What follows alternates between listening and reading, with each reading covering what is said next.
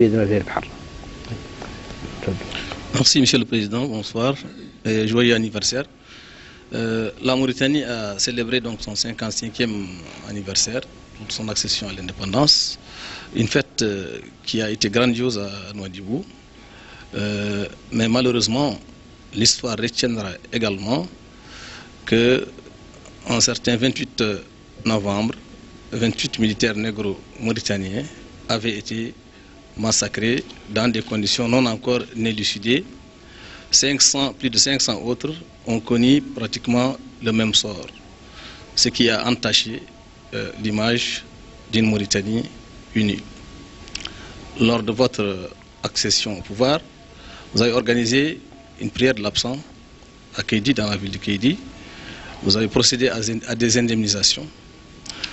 2 ans après votre investiture, donc 3 ans qui resteront de votre mandat, pensez-vous que le passif humanitaire, tel que procédé, a été définitivement clos, ou est-ce qu'il y aura d'autres actes qui seront posés pour continuer justement à régler cette question? Merci.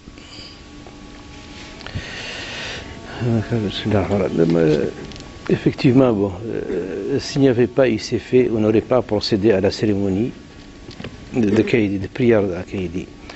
Et tout ce que nous avons fait, c'est vrai que je l'ai initié moi. Je l'ai initié parce que j'ai pris contact avec les organisations qui défendaient, cette situation, des associations des droits de l'homme, des associations de victimes. Je les ai reçus à l'époque, dès ma prise de pouvoir. J'ai discuté avec eux, je leur ai dit, écoutez, c'est une affaire qui concerne tout le pays. Et chacun doit faire l'effort qu'il peut pour essayer de traiter ce problème et de le régler définitivement. Je n'ai rien imposé. Je n'ai fait que des propositions. Je n'ai fait que des suggestions. Et ce sont ces associations. Et c'est l'association aussi des oulémas et des imams avec ces associations qui sont partis, qui ont fait ce travail et qui m'ont fait des propositions suivantes. C'est-à-dire qu'on devait passer par procéder à cette cérémonie, la cérémonie de Kédi, et qu'on devait approcher les familles des victimes. Et je sais qu'on ne peut pas remplacer et on ne peut pas ressusciter aussi les morts, mais on se devait quand même de se montrer très près de ces gens-là, de les comprendre et de faire le nécessaire, de les ramener auprès de nous, de les aider à oublier leur malheur. Et c'est ce que nous avons fait. Ils m'ont fait des propositions et tout ce que j'avais eu à faire venait essentiellement des familles des victimes. C'est vrai que malheureusement c'est une situation, ça a été un drame pour le pays. Mais nous ne devons pas continuer chaque jour, chaque heure, chaque instant de le rappeler pour inciter à la haine. C'est ça.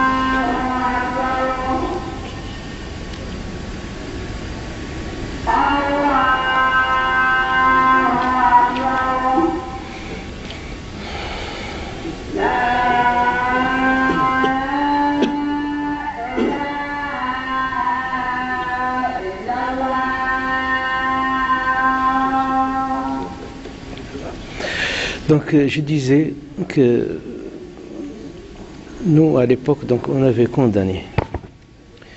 On avait fait tout pour essayer pour approcher ces populations, essentiellement les familles de ces victimes. Et tout ce que nous avons fait par le passé a été fait sur leur proposition et à leur demande.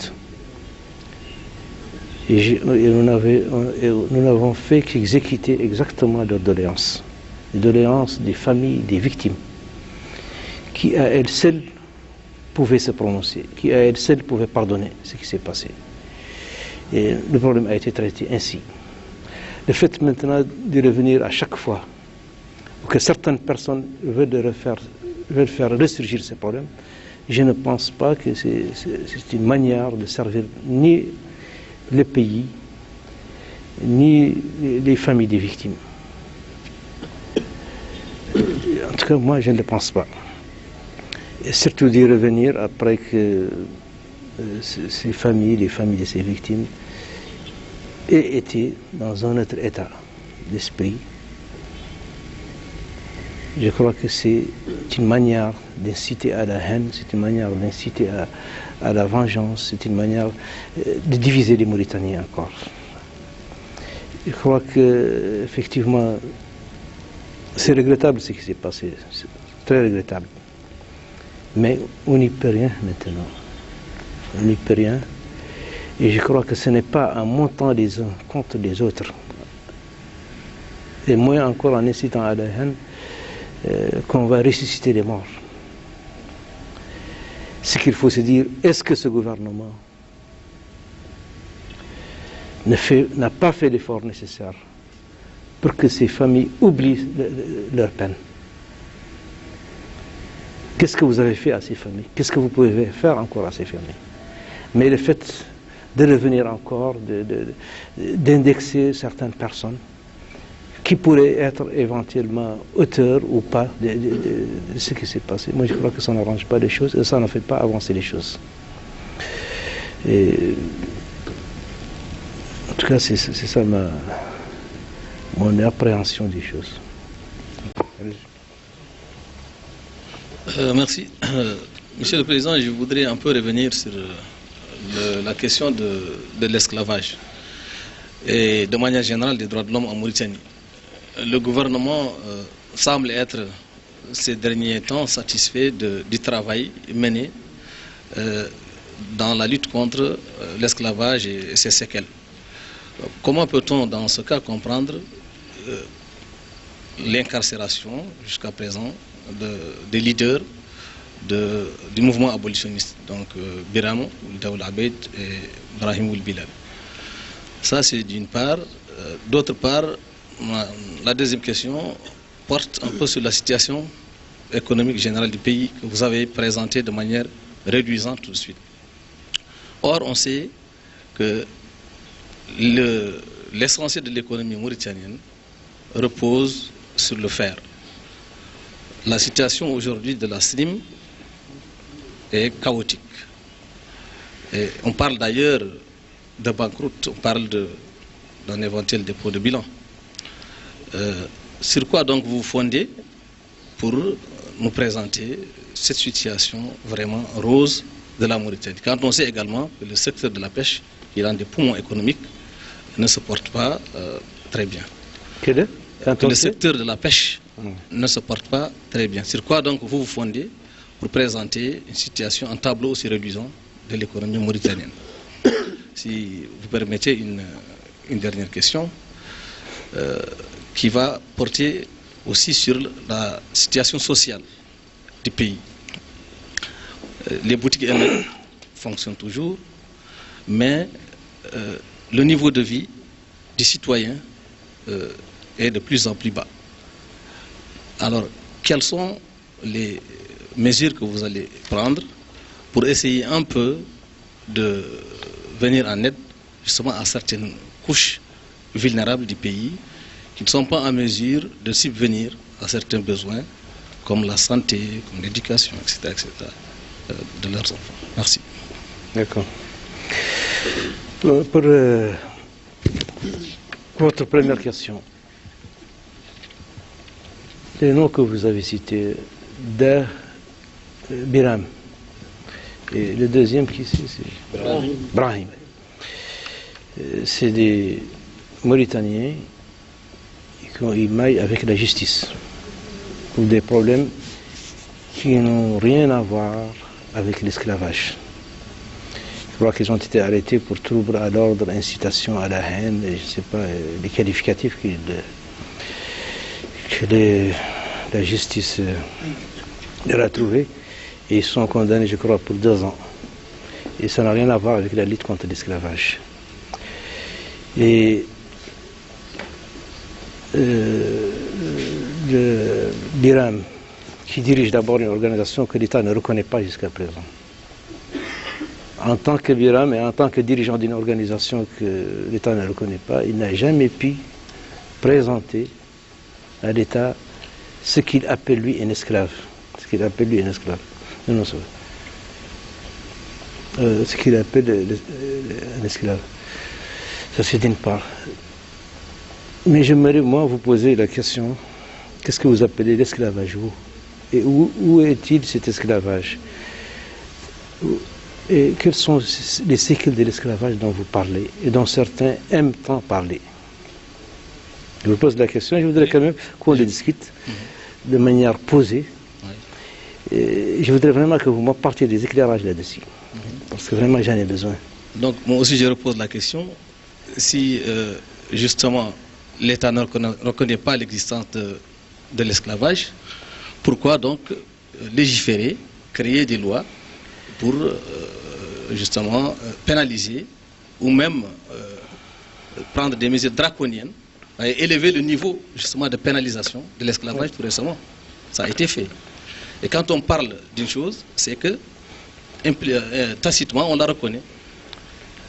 Ensuite, Biram a toujours présenté des cas d'esclavage qui n'ont pas été réglés et dont les maîtres d'ailleurs obtiennent des complices au niveau de la justice mauritanienne. Donc c'est en ce sens que je dis effectivement qu'il y a des cas d'esclavage en Mauritanie. D'accord, de façon... D'accord, ça va. Deuxièmement, Oui. vous avez dit que Biram, l'organisation de Biram n'a pas été reconnue. Pourquoi donc Biram s'était présenté aux élections présidentielles? D'accord. Jusqu'à présent, il n'existe pas de fait avéré, je dis bien de fait avéré, d'esclavage en Mauritanie. Il n'existe pas de fait avéré. Et de cas avérés d'esclavage, il n'en existe pas. On présente des cas, et quand la justice commence à enquêter là-dessus, il se trouve que c'est la plupart du temps, ou quasiment, c'est des cas, c'est des montages. C'est des montages. Les lois, il faut qu'elles existent. Il faut qu'elles existent pour prévenir. Pour prévenir. Et on ne peut pas dire... C'est des lois qui existent dans tous les pays du monde. Et Biram ne s'est pas présenté parce que il n'a pas eu à se présenter parce qu'il dirige Irak. Il s'est présenté en tant que Mauritanien, et n'importe quel Mauritanien peut se présenter aux élections présidentielles. Mais moi, je voudrais que vous me dites, voilà, il y a des esclaves. Et un esclave, c'est quelqu'un qui est asservi. Quelqu'un qu'on oblige de travailler pour le compte d'une famille, pour le compte de personnes, sans rémunération, et qui est aux ordres d'une famille, d'une personne. C'est ça l'esclave. Est-ce qu'il existe des cas pareils? Si vous pouvez aider le pays et la justice, présentez-nous des cas de ce genre. Et même, moi, je partirai au-delà. J'irai au-delà. Il y a un terme ici que nous utilisons en Mauritanie. On parle de haratin. Qui veut dire esclave affranchi. Ce mot-là, il est utilisé abusivement. Dans le passé, effectivement, il y avait des esclaves ici en Mauritanie, dans le passé. Et dans toutes les communautés aussi. Et les anciens esclaves qui ont été affranchis, esclaves, je dis bien, affranchis, ils sont devenus des affranchis, donc des haratin. Mais maintenant, nos contemporains, les gens qui vivent avec nous, ne le sont pas. Ils ne sont ni esclaves, ils ne sont ni haratines, et moins encore esclaves. Et ça, c'est un terme qui est utilisé abusivement ici. On colle le mot de haratine à n'importe qui. Tahartani, tahartani. Alors qu'il ne l'est pas. Hartani, ça veut dire qu'il était esclave.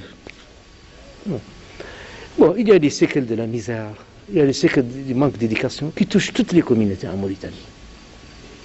Et il y a des séquelles aussi des comportements des individus aussi.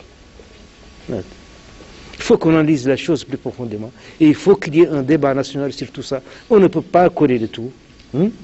Tous les malheurs, tous les maux, à une situation qui a prévalu il y a de cela un demi-siècle et qui a été encouragée par les actuels défenseurs de cette cause. Alors qu'auparavant, ils la soutenaient. Et ils participaient même à la maltraitance. Et même, si on prend le cas de cette personne qui aujourd'hui doit au moins avoir 50 ans, et dont que vous semblez créditer dans tout ce qu'il fait. Ce monsieur-là, il était là, il y a de cela 20 ans, il y a de cela 40 ans, et il y avait peut-être des esclaves à l'époque. Il y a de cela 15 ans, 18 ans. Mais il n'a jamais combattu l'esclavage. Il s'évertuait même à soutenir le système qui était là. Et il vivait ici aisément, il travaillait, il percevait 1, 2 ou 3 salaires. Il était à l'aise. Mais dès l'instant où il s'est trouvé dans une autre station, il a commencé à se trouver un moyen de substitution à ce qu'il percevait. Parce que, vous savez, Birano, on l'a trouvé, il était payé, triplement payé, Biran. Ah bon? Oui, il était triplement. Il était greffier, payé en tant que greffier. Il était attaché auprès du cabinet du Premier ministre, qu'il avait soutenu à l'époque les aides, ce qu'il m'a d'ailleurs proposé et que j'ai refusé par la suite. Et il était aussi conseiller à la Commission des droits de l'homme. Et il ne s'est trouvé cette idée de commencer à combattre l'esclavage qu'après, en s'attaquant à tout le monde. Et puis d'ailleurs, nous, on peut l'esclavage. Nous condamnons tous l'esclavage, nous condamnons la misère. Nous sommes pour une société, pour une situation apaisée dans notre pays, mais nous nous devons de le faire de manière apaisée. Mais ne pas monter une partie de la population contre une autre population. Ne pas pousser à la haine, parce que ça n'arrange pas les choses. Et nous devons rester responsables et tenir compte de tout ce qui se passe chez nous. Avant d'agir, avant de faire quoi que ce soit, nous devons savoir est-ce que ce que nous allons faire, est-ce qu'il sert réellement notre pays, est-ce qu'il le sert réellement, est-ce qu'il le sert. Ça ne veut pas dire que s'il y a des cas d'esclavage avérés, nous avons mis en place des juridictions spécialisées qui seront mises en place bientôt. Nous attendons de terminer, de les formaliser sur le plan juridique par des textes. Mais ça ne veut pas dire qu'il y a des esclaves enchaînés, contrairement à ce qu'ils font passer à l'extérieur, contrairement à ce qu'ils en font, parce que c'est devenu un faux de commerce, aussi à l'intérieur qu'à l'extérieur. Vous avez des organisations qui, pour se faire voir, pour se faire remarquer, parlent de l'esclavage en Mauritanie, pour essayer de se donner une raison d'exister même. Il est facile de dire qu'il y a l'esclavage en Mauritanie, que les gens sont enchaînés, qu'on fait n'importe quoi. Mais en fait, ça c'est les dires. La plupart du temps, ce ne sont d'ailleurs que des dires. Ce ne sont que des dires. Nous ne pouvons pas quand même condamner quelque chose ouvertement, parce que rien ne nous y oblige, et prendre tous les artifices juridiques nécessaires, et par la suite fermer les yeux là-dessus. Sur 3 500 000 habitants, il n'y a qu'un seul, 1 ou 2 ou 3 bonhommes qui insultent la société, qui insultent la religion, qui insultent tout ce qui se fait dans ce pays, parce que c'est des gens qui veulent exister, qui veulent apparaître, qui veulent être bien perçu à l'extérieur. Mais on peut briller, on peut être décoré sans pour autant porter préjudice à son pays, ni à ses valeurs, ni à tout. Il n'est pas aussi ange.